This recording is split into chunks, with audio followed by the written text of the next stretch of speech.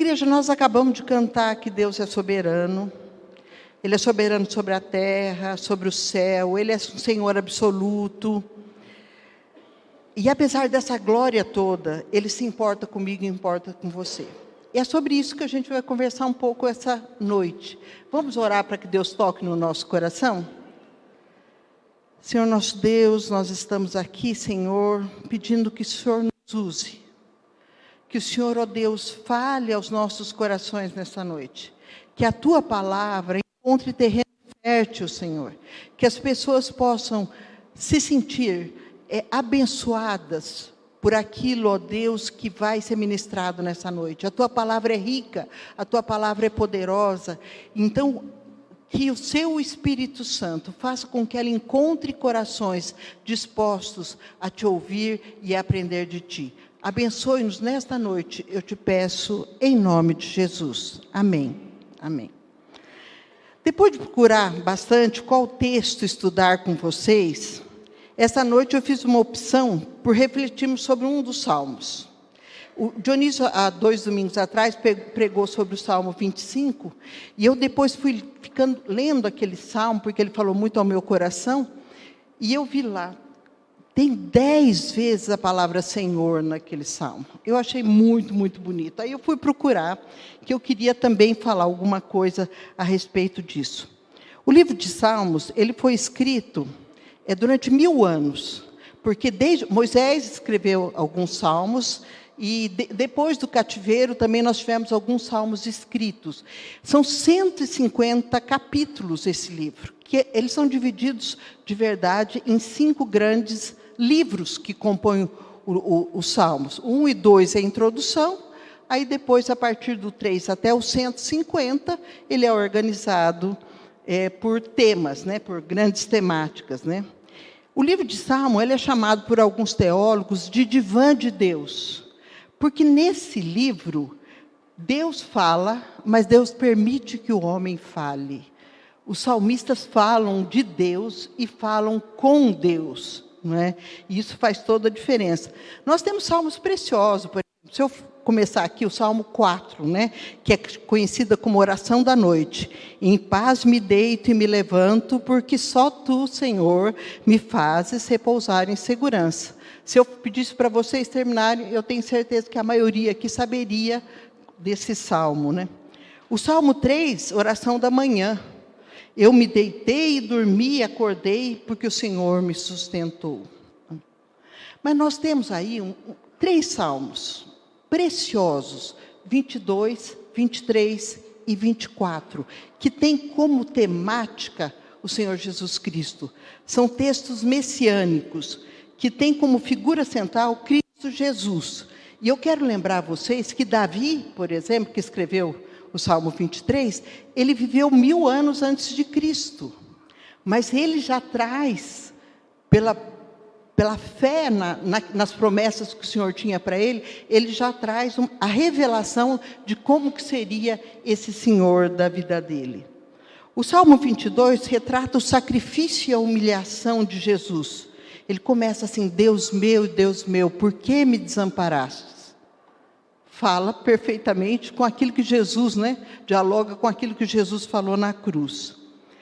E Jesus mesmo, lá no Evangelho de João, capítulo 10, verso 11, ele fala, eu sou o bom pastor porque o bom pastor dá a vida por suas ovelhas. Então, ele já também fazendo uma referência àquilo que o Salmo 22 já retratava lá atrás. Já o Salmo 24 apresenta Jesus como o Rei da Glória, como aquele que foi vitorioso, né? E o Salmo 23, ele é retratado como nosso pastor, nosso protetor, nosso provedor, aquele que nos dá vitória, nos acompanha na nossa peregrinação por esta vida. É sobre ele que eu quero falar com vocês. Nós vamos conversar sobre o Salmo 23, porque esse é o Salmo da minha infância. Eu não sei se tem alguém aqui que na infância frequentou escolas dominicais com a Dona Odete, que era professora lá na primeira igreja presbiteriana independente. Nós decorávamos o Salmo 23. Então, as crianças todas, o primeiro grande texto que a gente decorava era o Salmo 23. E eu acho que hoje eu entendo muito o cancioneiro popular, acho que é Sol de Primavera, que é a música que fala assim: a lição sabemos de cor, só nos resta aprender. Porque eu sei de cor o Salmo 23 desde que eu tinha 6 anos de idade. Mas eu levei quase uma vida para entender o que esse salmo de fato diz, para aprender a riqueza dele. Também o salmo que eu recitei pela primeira vez quando eu tive uma aproximação com a sensação da morte. Eu fui fazer a minha cesariana para ter a minha filha Beatriz, e a hora que deu anestesia eu me senti muito mal. Eu tive uma sensação de que eu estava indo embora, que minha pressão estava caindo, mas que eu não ia ter retorno, porque foi muito forte. E eu comecei a recitar: o Senhor é meu pastor, nada me faltará, me entregando, para Deus. Ele me faz deitar em pastos verdejantes, guia-me às águas tranquilas, refrigera minha alma, guia-me pelas veredas da justiça, por amor do seu nome, ainda que eu andasse. Quando eu terminei de recitar, o doutor Zé Augusto, que era o anestesista, falou assim: você não vai morrer não, porque você lembrou dele inteiro, você está muito bem ainda. Então, eu tive uma experiência muito interessante, Também esse salmo é o poema mais conhecido do cancioneiro cristão. Ele quase todo mundo conhece, É um poema conhecido mundialmente. Tanto é recitado no leito de hospital, como eu contei com vocês, nas horas de dor, de lágrimas, em funerais, como ele também é lembrado em dias festivos, dia de celebração. E eu trouxe para ler aqui para vocês, a versão da minha infância. Hoje tem outras versões que trazem outro vocabulário, mas eu vou recitar com vocês do jeito que eu recitava lá na escola dominical da Dona Odete. Tá? E eu tenho certeza que muitos daqui, Margarete, vai lembrar, também vai recitar comigo. Tá? Se alguém é daquela época, vai recitar comigo. O Senhor é meu pastor, nada me faltará. Deitar-me faz em verdes pastos, guia-me mansamente a águas tranquilas. Refrigera minha alma, guia-me pelas veredas da justiça, por amor do seu nome. Ainda que eu andasse pelo vale da sombra da morte, não temeria mal algum, porque tu estás comigo. A tua vara e o teu cajado me consolam. Preparas uma mesa perante mim na presença dos meus inimigos. Unges a minha cabeça com óleo e meu cálice se transborda. Certamente que a bondade e misericórdia me seguirão todos os dias da minha vida, e habitarei na casa do Senhor por longos dias. Esse texto é magnífico, porque ele nos apresenta a pessoa mais importante da história. Ele apresenta a pessoa mais importante da nossa vida, que é o nosso Senhor Jesus Cristo. Mas quem que é o autor desse texto? O autor desse texto é Davi, o grande rei de Israel, que antes de se tornar rei, foi durante muito tempo pastor de ovelhas. Então, quando ele fala do pastor, ele se utiliza de metáforas, de imagens, e ele as descreve a partir da sua própria experiência como pastor de ovelhas. Mas não só, nós vamos ver que ele também descreve essas imagens a partir da sua experiência como ovelha do grande pastor. Então, o que está registrado nesse salmo traz a experiência dele como pastor que cuidava de ovelhas, mas também traz a experiência de uma ovelha que foi cuidada pelo grande pastor. O Senhor é o meu pastor. É engraçado que ele começa lá, ele vai apresentar o pastor, mas ele começa: o Senhor, Yahvé, o Deus pessoal, o Deus de relacionamento, é o mesmo Deus que ia, no cair da tarde, conversar com Adão no Éden. É um Deus próximo, Yahvé, o Senhor. Para entender esse salmo, hoje eu sei disso, para entender plenamente, eu preciso aceitar que quem é meu pastor é, antes de tudo, o meu Senhor, o Senhor da minha vida. para entender plenamente, eu tenho que ter aceitado o senhorio de Cristo sobre a minha vida. É isso que faz toda a diferença para a gente entender o que isso significou para Davi e o que significa para nós.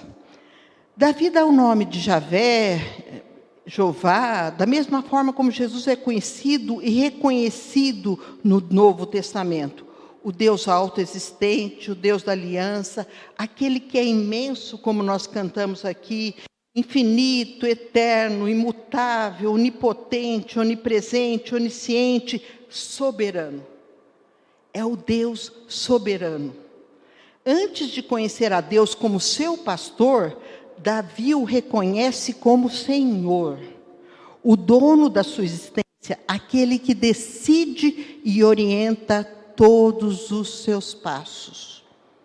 Interessante é o emprego do pronome possessivo também aí. Meu.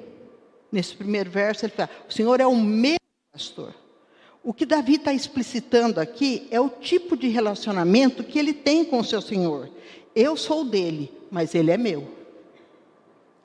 É um relacionamento de intimidade, de proximidade, ainda que de muito temor, mas é um relacionamento de quem conhece o seu Senhor e conhece o seu pastor. É um relacionamento pessoal, íntimo e próximo. O que Deus quer nesta noite, Igreja Bíblica aos pés da cruz, é que a gente se sinta como Davi.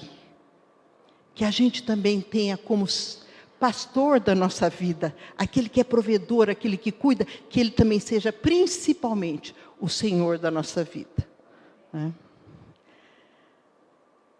Em João 10, 27 a 29, tem lá, as minhas ovelhas conhecem a minha voz, e eu conheço-as, e elas seguem-me. Ninguém as arrancará de mim, porque meu Pai é quem as deu. Ninguém as de roubar.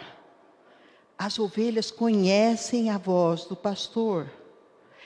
Por que elas conhecem? Por causa dessa intimidade, dessa proximidade, desse relacionamento que a gente tem com o Senhor, que é pastor da nossa vida. Eu vou pedir para a mãe do Benjamin colocar para nós, fazendo favor, o vídeo para a gente assistir. É um vídeo curto para a gente ver como é essa questão do quando alguém chama as ovelhas, que não o pastor, e depois, é uma brincadeira que foi feita, que tem na internet, mas eu trouxe hoje aqui para que a gente consiga entender melhor essa ideia.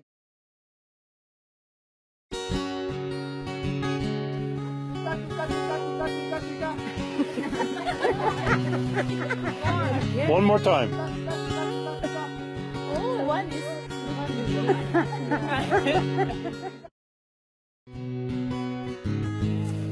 Elas estão tentando chamar as ovelhas do jeito que o pastor ensinou. Louder! Look at them, look at them.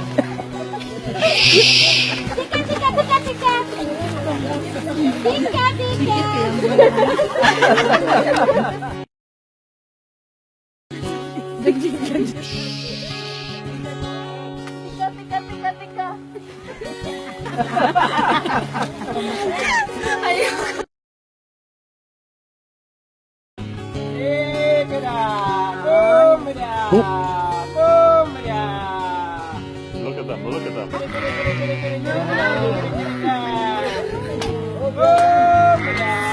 amazing?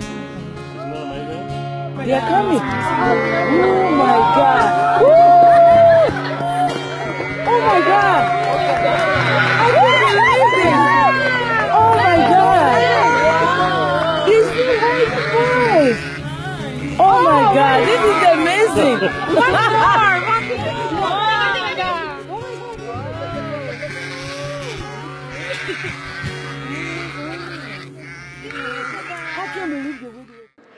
A pergunta que eu faço para vocês nesta noite é: quem é o seu pastor? A quem você tem ouvido? A quem você segue? Qual a voz que tem movimentado você e em que direção? Mas esse versículo continua: nada me faltará. Queria dizer para vocês que toda ovelha não desgarrada, ela está suprida. Nada do que temos necessidade teremos falta. O que está explícito nesse salmo é a ideia de que de nada sentiremos falta. Porque você pode pensar assim, mas que isso, né? Será que nada me faltará? Mas como é que está faltando dinheiro na minha conta no banco? Como é que está faltando saúde para mim? Como é que está faltando o companheiro que eu pedi para a minha vida, a companheira que eu pedi para a minha vida? Eu sinto falta de coisa. O que nós estamos querendo, mostrar aqui, que o salmista nos mostra, é que nós não vamos sentir falta de nada. Ainda que venha a enfermidade, ainda que venha a tristeza, ainda que nós tenhamos momentos de solidão, ainda que tenhamos, às vezes, que correr para cobrir uma conta no banco que não temos dinheiro, ainda assim, nada nos faltará. Por quê? Porque nós temos o pastor, nós temos o Senhor da nossa vida, é Ele que nos supre. Davi era pastor de ovelhas em Belém. Quero dizer, por que ele afirma isso? No deserto da Judéia. Lá os pastos verdejantes são muito difíceis de serem achados. Não existem muitos lugares de águas tranquilas. Para que o pastor encontre pastos verdejantes e águas tranquilas naquela região, ele precisa sair com seu rebanho procurando aqui e ali. É aquilo lá, certo? É um lugar de pedra, é o deserto da Judéia. Ele fica a 800 metros acima do nível do mar, e no sopé dele tem o buraco mais fundo do planeta, que fica a 400 metros abaixo do mar Mediterrâneo. Então, é um terreno muito acidentado e muito perigoso para as ovelhas e muito perigoso para o pastor, se ele não estiver atento. Com essa imagem, Davi está nos alertando, com outras palavras, que tudo que nós temos não procede da nossa mão. É Ele, o nosso Senhor, o nosso pastor, quem nos leva, quem nos prepara, é Ele quem dá o que nós necessitamos, mesmo que tenhamos inteligência, que tenhamos preparo, talento, mesmo que tenhamos títulos e mais títulos, que tenhamos uma competência intelectual importante, quem dá o sustento e quem dá aquilo que nós necessitamos é o nosso Senhor. Amém? Amém. Glória a Deus. É Deus que dá a vida a nós. É Deus que lhe dá a respiração, que lhe dá a saúde, que lhe dá a provisão, a família. É Deus que lhe dá a salvação. Tudo que temos procede de Deus. Ele é nosso provedor. Nele nós temos todas as nossas necessidades supridas. Não todos os nossos desejos, porque às vezes os nossos desejos, o nosso coração é enganoso. Nós queremos coisas que aparentemente vão nos fazer bem, mas nos fazem mal. Ter ao Senhor como pastor significa que Ele é suficiente. Não significa que Ele vai nos dar tudo o que quisermos. Significa que Ele vai nos dar tudo o que necessitamos. Exemplo que eu dou para vocês é Paulo e Silas. Eles presos, depois de terem sido açoitados, numa situação de quase morte, não é? Eles estavam cantando na cadeia. Isso só é possível quando eu tenho um Senhor que é meu pastor. E que cuida de mim, e que me dá segurança, ainda que no momento de extrema tribulação. Em Filipenses 4, 11, 12, esse Paulo que estava cantando, junto com Silas na cadeia, ele fala assim: digo isto não porque esteja necessitado, porque aprendi a viver contente em toda e qualquer situação. Sei o que é passar necessidade e sei também o que é ter abundância. Essa imagem eu tirei de uma pregação, é uma palestra de um pastor que foi visitar aquela região. E ele conta a história que quando eles estavam vendo as ovelhas, desceram para tirar foto e viram um pastor quebrando a perna de uma ovelha e depois arrumando. Eles ficaram muito... Aqui não tem proteção aos animais, o que é isso? Tal. E aí o guia contou para eles por que isso acontecia. Porque se a ovelha, essa ovelha provavelmente era uma ovelha que se desgarrava muito, que corria muitos perigos, porque ela saía de perto do pastor e saía de perto do rebanho. E quando é assim, eles quebram a perna para que ela não corra risco. Eu não sei se você está aqui com uma perna quebrada. Eu não sei se Deus, para te poupar de riscos maiores, não quebrou a sua perna alguma vez, uma vez ou outra. A minha já quebrou. Eu já senti isso na pele. E eu agradeço a Deus, às vezes, que Ele fez isso comigo. Porque o que acontece? Quando acontece isso aqui, essa imagem, quando acontece isso com uma ovelha, ela não consegue acompanhar o rebanho mais. Por um tempo até estar curada. No tempo que ela precisa, o pastor a pega no colo e leva para onde ela pode comer e onde ela pode beber. É isso que Jesus faz com a gente. Ele carrega a gente no colo, para a gente poder ir para pastos verdejantes. Eu não sei se você já sentiu isso, eu já senti. Que eu precisava de colo, que eu precisava de Deus na minha vida, cuidando para que eu não perdesse a fé, para que eu não perdesse a esperança. E Ele fazia isso comigo, Ele me carregava. E eu sou grata a Ele tremendamente, porque eu sei que eu não sou leve, nem fisicamente e nem espiritualmente. Às vezes nós temos a perna quebrada para nos livrar de perigos, de correr riscos de vida, de predadores que nos cercam. A Bíblia diz que o inimigo de nossas almas está ao nosso derredor para nos tragar. Mas se o Senhor é nosso pastor, Ele vai nos livrar de cairmos nas astutas ciladas do inimigo. O que é mais interessante sobre a imagem da ovelha com a perninha quebrada é isso, que o pastor cuida dela até que ela esteja completamente curada dessa fratura. E que ela tenha aprendido a não se desgarrar. Porque a ovelha desgarrada não tem o pastor como protetor. E não tem o pastor como Senhor da sua vida. O próximo versículo, ele fala o seguinte: Ele me faz repousar em pastos verdejantes, guia-me mansamente às águas tranquilas, águas de descanso, algumas versões dizem. É muito digno de destaque o fato de que o salmista relata duas coisas essenciais: pastos verdes e águas tranquilas. Eu quero lembrar vocês que as ovelhas, se a água não for tranquila, elas não bebem. Imagine você ter água tranquila num terreno completamente acidentado.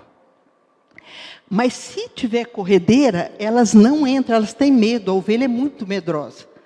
Então o que acontece? Muitas vezes, para quem já tem a experiência de ir para lá e visitou aquela região, não é o meu caso, mas eu ouço gente que foi para lá, fala que os pastores, eles entram na água para que a ovelha veja que não tem perigo.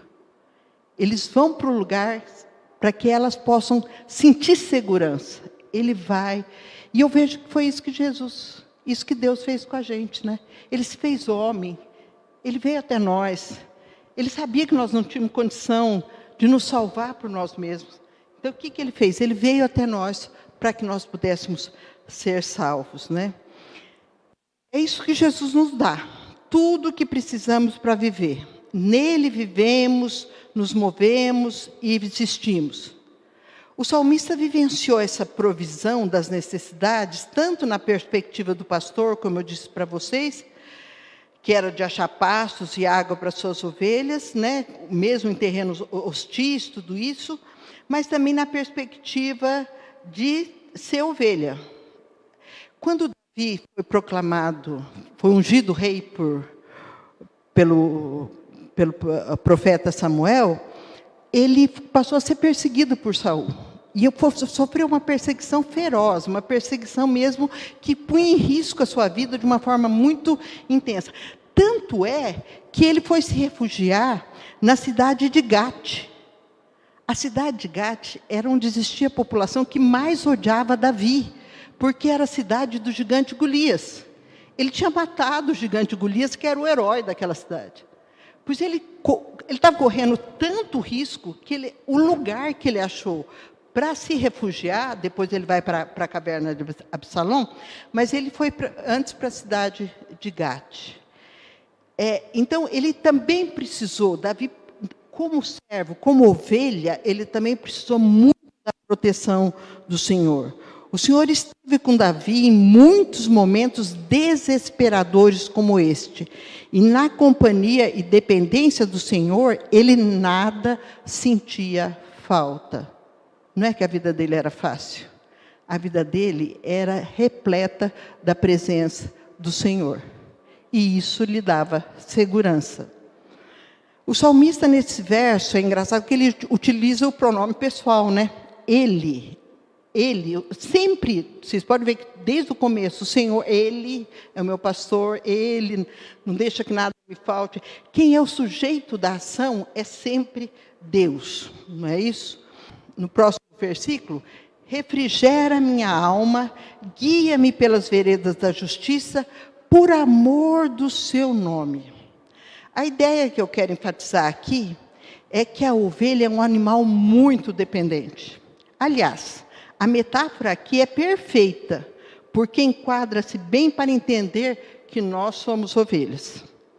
Primeiro, que a ovelha é um animal frágil. Segundo, ela não sabe se defender. O dente que ela tem, as garras que ela tem, não são próprias para defesa. E ela é míope, ela não enxerga bem. E ela tem a tendência de se desviar do rebanho. Ela se distrai e se desvia do rebanho. Outra questão a ser considerada é que as características da ovelha pode ser também a coisa mais difícil para ela. A sua lã, se ela cair na água e molhar, pesa, ela afunda. A sua lã enrosca quando tem espinho, quando tem lugares que, assim, naquele terreno é muito fácil enroscar a lã. Então, as suas características acabam sendo também problema para ela. As nossas características também são problema para nós.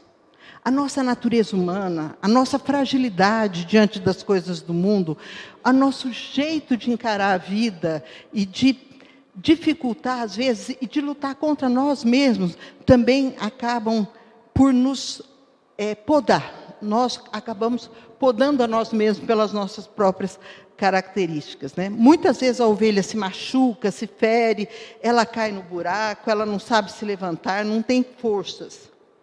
O texto aqui diz, refrigera a minha alma. Isso se refere àquele pastor que, ao pegar a sua ovelha machucada, ferida, que se arranhou, que às vezes está sangrando com os dramas da vida, ele não sacrifica essa ovelha, ele não desiste dessa ovelha. Ele pega a sua ovelha, ele cuida dela, ele tira as suas feridas, as suas dores, ele a carrega nos braços e a leva em segurança para o aprisco. Ele não desiste dela. Oh, quão maravilhosa é essa graça de Jesus. A graça que Ele tem por mim, que tem por você, que tem por todos nós. Tantas vezes Ele nos apanhou machucados, feridos, quebrados, desesperados, com medo de tudo, e Ele não desistiu de nós. Ele não desiste de você. Por mais que você queira se distanciar dele, Ele está atento a você. Se você faz parte do aprisco dele, se você faz parte do rebanho dele, Ele não desiste de você. Guia-me pelas veredas da justiça, por amor do seu nome. Abandonados a nós mesmos, não temos tendência de nos desviarmos. Temos tendência, de desviarmos. São muitas as vozes que ecoam nos nossos ouvidos. Propostas as mais sedutoras, as atraentes, mas também as mais perigosas. Nós não temos forças para caminhar pelas veredas da justiça pela nossa própria estrutura, pelo nosso próprio caráter, pela nossa própria capacidade. É Ele quem nos guia. É Ele quem nos toma pela mão, Ele nos segura, Ele nos protege. Agora, presta atenção nisso. Quando Ele nos guia pelas veredas da justiça, não é porque nós sejamos merecedores, não é porque a gente é legal, não é porque a gente é bonzinho. Ele faz tudo isso por amor do seu nome. Tudo que acontece com você e comigo é graça, é pura graça, não tem mérito. Nós não merecemos, mas Ele nos dá. Ele faz tudo isso por amor dele mesmo. A causa do amor de Deus por você e por mim não está em nós, está nele. Ele nos ama porque Ele é amor. Ele nos guia pelas veredas da justiça porque Ele é amor.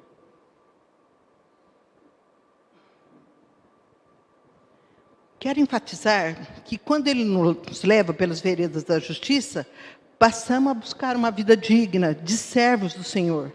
Mesmo estando nesse mundo maligno e corrompido, nós passamos a ter uma vontade, um desejo de sermos cada vez melhores.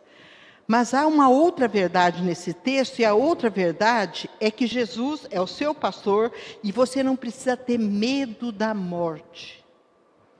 Confira comigo o versículo 4 desse salmo. Ainda que eu ande pelo vale da sombra da morte, não temerei mal algum, porque tu estás comigo. Aqui nesse versículo, o salmista, ele quebra uma regra do bom escritor. Ele violenta uma regra gramatical. Se vocês forem lembrar, quando vocês começaram lá, tem professores de português aqui que vão me ajudar, a gente aprendia lá na escola que quando a gente começa um texto numa determinada voz do verbo, eu devo terminar o texto naquela mesma voz. Então, se é na primeira pessoa do verbo, eu faço na primeira. Se é a segunda, eu faço na segunda. Até agora, o salmista, tudo que ele escreveu, ele falou, ele. Ele é qual pessoa? Terceira. Terceira do singular, não é isso? Tá certo? Aí, quando chega no verso 4, que ele começa a passar por aflições, que ele vai enfrentar o vale da sombra da morte, ele muda. Por que será? Pensem comigo. Quando eu falo ele, vamos supor, eu vou falar do meu marido.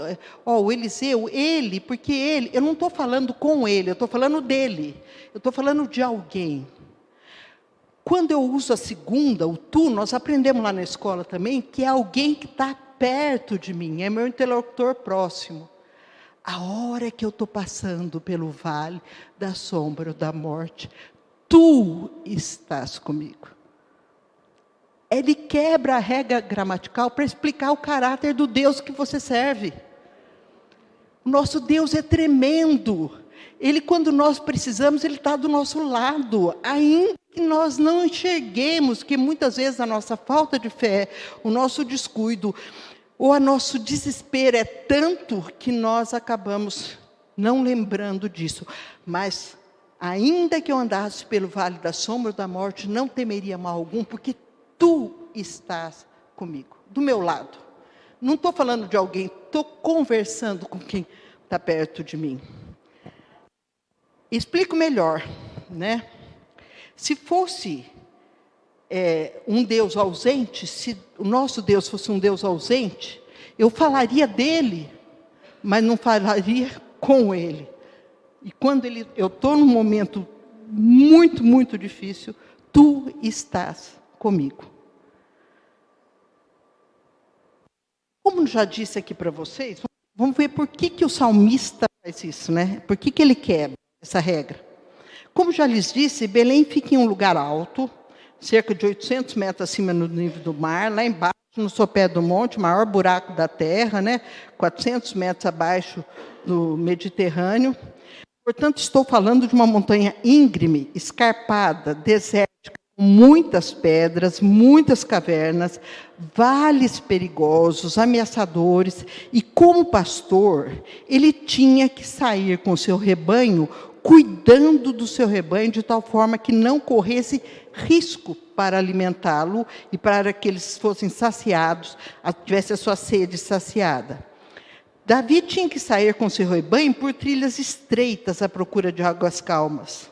Muitas vezes tinha que atravessar por vales estreitos e perigosos, desfiladeiros perigosíssimos, carregando suas ovelhas feridas ou suas ovelhas rebeldes no colo.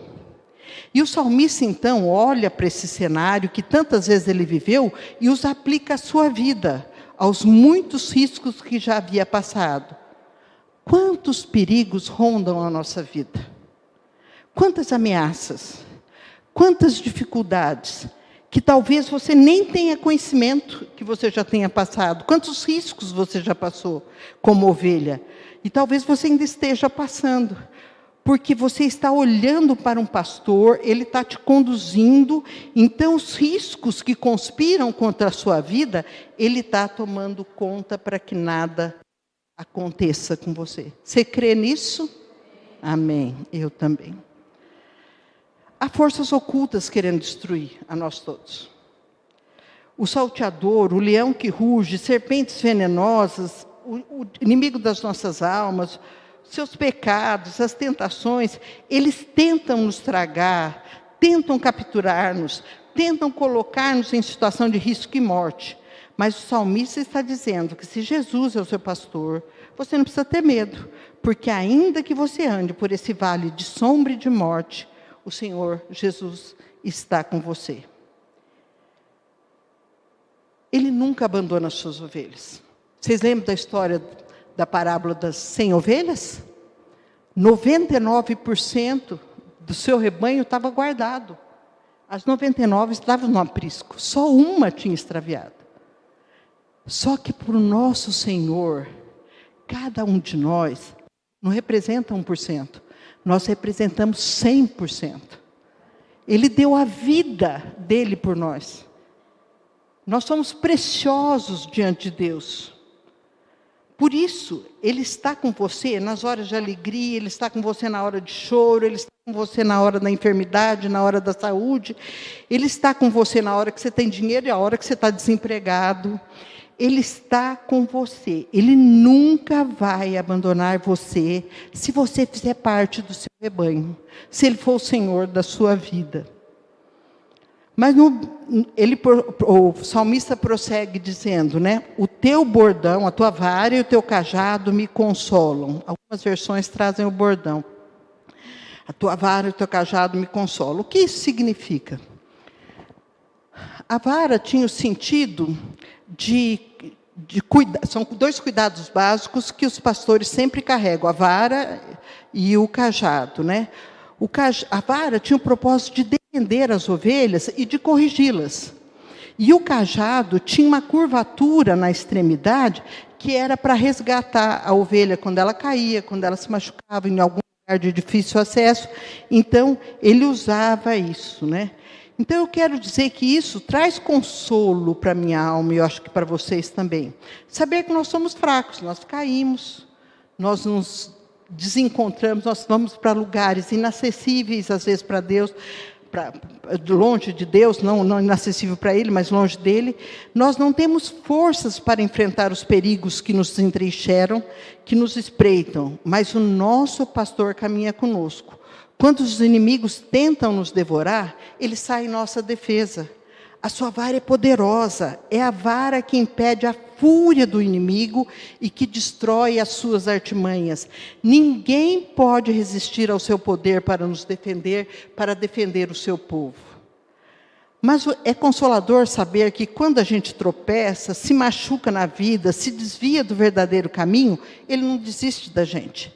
Ele coloca o seu cajado e nos traz de volta para os seus braços, nos traz de volta para o seu aprisco, nos traz de volta para o lugar da segurança.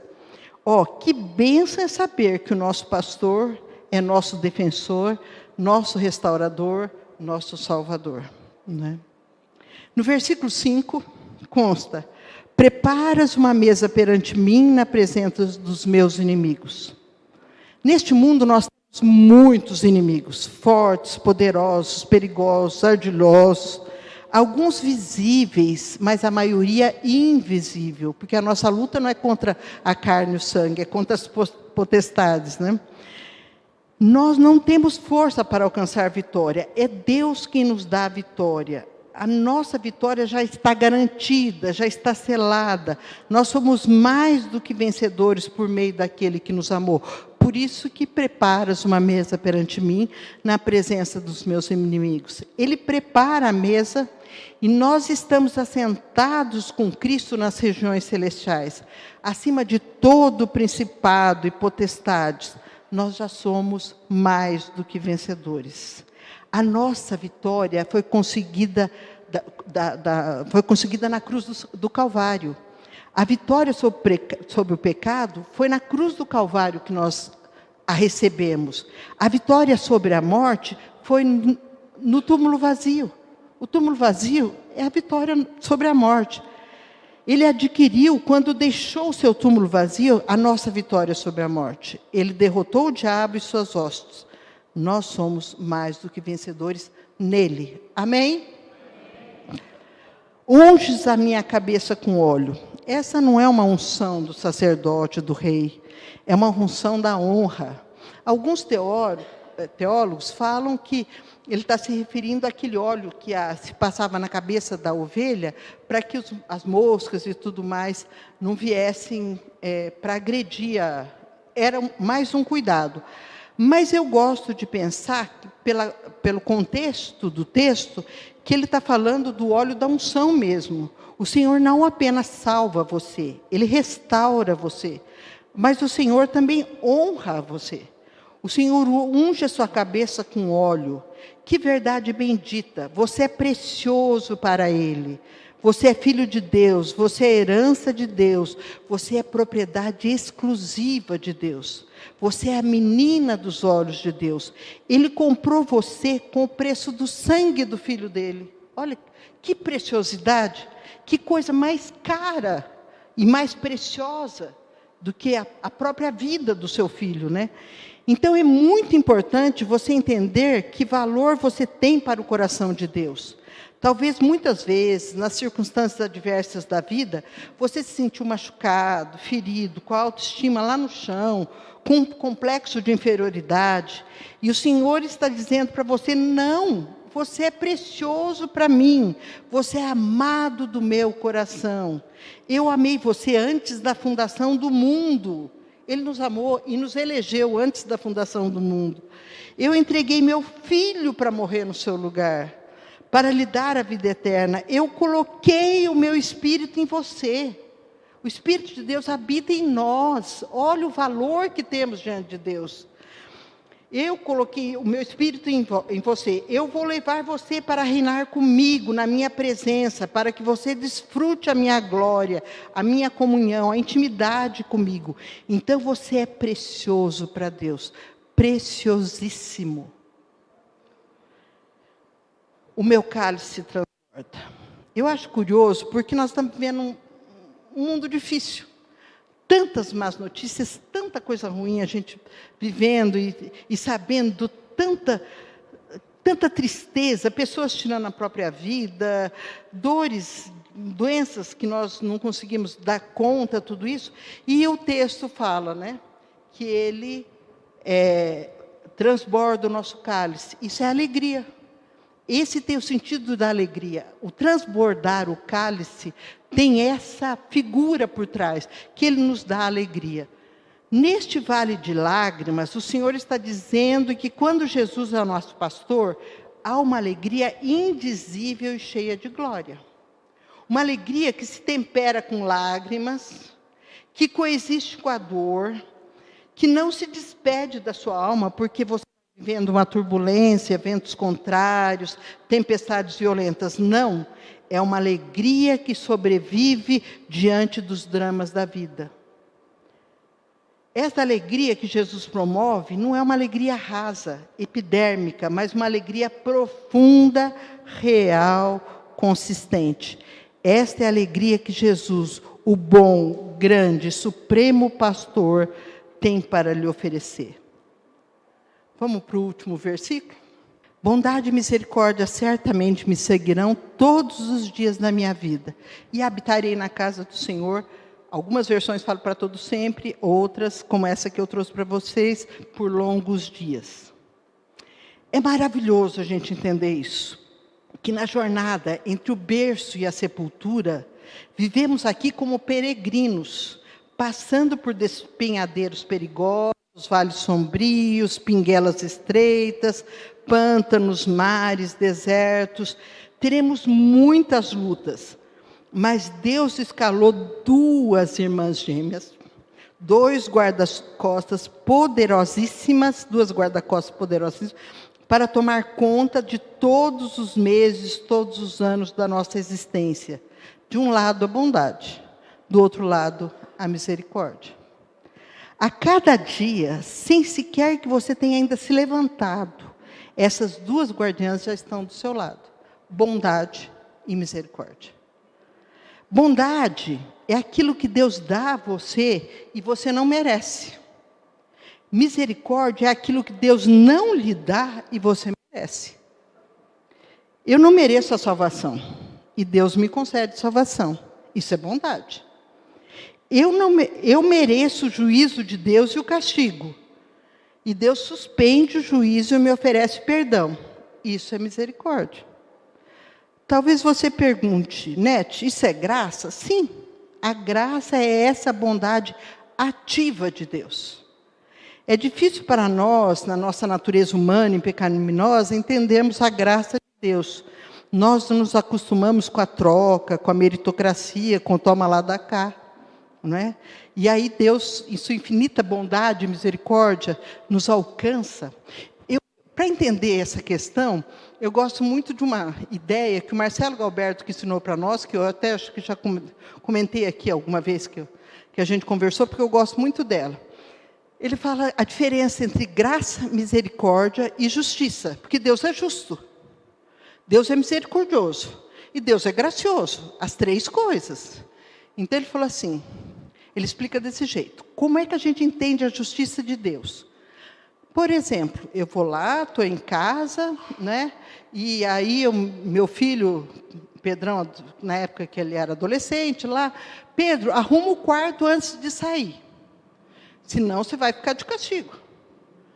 Pedrão, lógico, que chegava, não arrumava o quarto. E aí a mãe deixava de castigo. Justiça. Combinamos, não for, você vai ficar de castigo. Isso é justiça. Mas Deus, mais do que justo, Ele também é muito misericordioso. Muito misericordioso. A mãe chega lá, fala para o Pedrão assim, Pedrão, você não arrumou tua cama que a mãe pediu, não arrumou teu quarto? Então vamos agora nós 2 juntos, eu vou te ajudar a arrumar. Isso é misericórdia. Agora, para entender a graça de Deus, é essa mãe chegar lá e falar, Pedrão, você não arrumou teu quarto? E sinto entristecer o coração da mãe, mas como a mãe te ama muito, vamos comer um lanche lá fora, no McDonald's, que você gosta tanto, vamos lanchar lá. Isso é graça. Nada, não tem merecimento nenhum, mas precisa.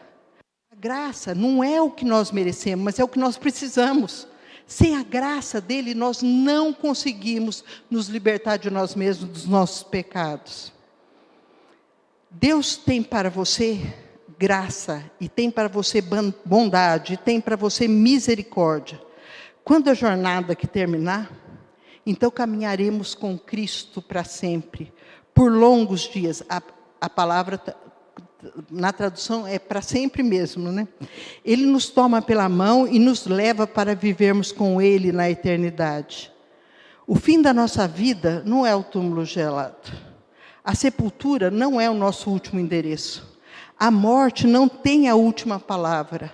Nós, ao terminarmos a jornada aqui, seremos recebidos na glória. Nós sabemos em quem nós temos crido. Nós iremos para casa, nós vamos voltar para casa quando nós estivermos com Ele. Vamos voltar para os braços do Pai, desse Senhor que é o nosso pastor. É o céu, é o paraíso, é a nossa Jerusalém, a cidade santa.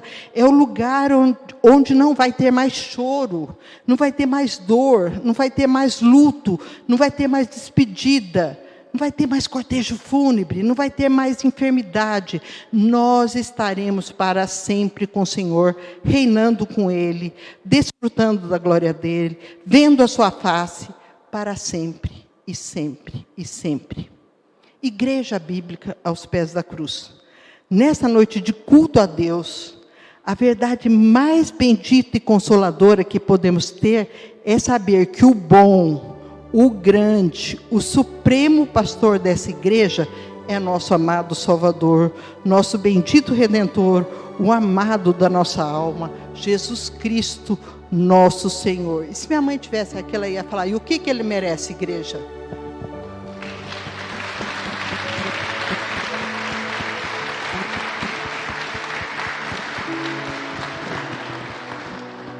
Talvez você que está aqui me acompanhando ali nas redes sociais, ainda não tenha rendido o coração a esse Jesus.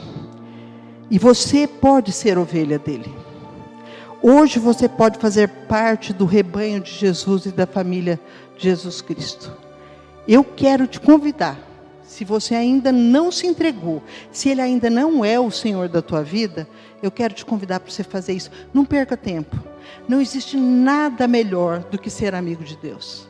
Não existe nada melhor do que servi-lo. Nós estamos aqui porque temos motivos para glorificar a Deus. Temos motivos para honrá-lo.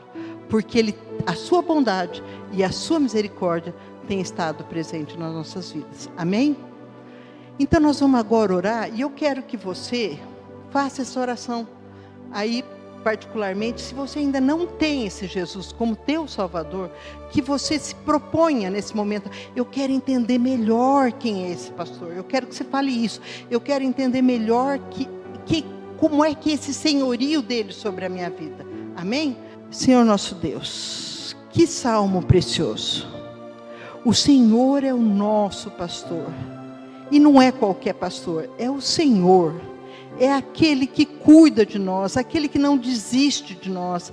E por isso, Senhor, eu te peço que tu olhes agora com teu olhar de bondade e de misericórdia para esta igreja, para esse grupo de pessoas que estão reunidos aqui, para aqueles que nos ouvem através da internet. Senhor, que se existe alguém que ainda não aprendeu a glória que é estar aos teus pés, que nesse momento, Senhor, haja conversão de vidas, que as pessoas possam se render a Ti, que elas possam entender o Teu grande plano para a vida delas, e que em tudo elas vejam a Sua boa mão. Eu te peço e te agradeço em nome de Jesus. Amém? Amém. Glória a Deus.